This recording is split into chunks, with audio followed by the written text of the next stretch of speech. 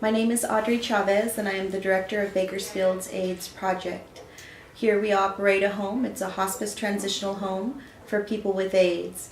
And I am a member of St. Joseph's Parish and part of Faith in Action. Well, the foreclosure crisis that is occurring here locally is very much a horrible situation. It affects many different families, and for myself, it affects the family of people who are living with AIDS. The home that we are currently renting has been foreclosed on. The owner lost the home, and so as an agency that serves as a makeshift family for people with AIDS, we are in a sense, at risk of being homeless ourselves, and it is just a really devastating occurrence. Well, initially, when we received the notice, we had a notice to quit, and our out date was to be February 2nd, and that date was just looming upon us. Without being able to really know which bank owned the property, when they foreclosed, any of that information is just a very scary situation for anyone who gets served a notice. And so we basically were served two different notices, one from E-Trade Bank and one from Countrywide Bank, and we didn't know who had the property or if there had been a buyer. And when the newspapers looked at the information, it showed that there was a couple by the name of James Scott from Tehachapi who had purchased the home.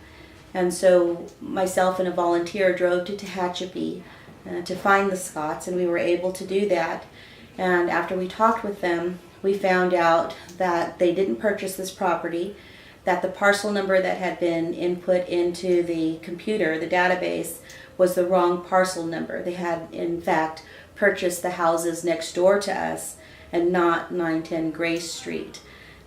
So, here we drove over there, and of course we were elated to know that they had not purchased the property, but that still left us with the question of which bank, how do we stop this process from occurring, or how do we negotiate, and what are we going to do to be able to provide the answers to the people that we serve.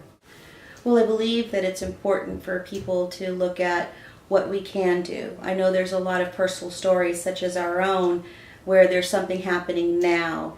And so, it's not an immediate fix over a particular situation with a time frame that you don't have any control over. But what it is going to do is it's going to show the problem, collect people who want to help to be a part of solving the problem within their community. It is going to help us to be able to know what resources there are that we don't know about that could be helpful to prevent foreclosure. It's also going to be helpful to know about things to stay away from, because there are a lot of false promises occurring, scams type of things that occur that is going to be helpful to know that these aren't credible places to go to for assistance.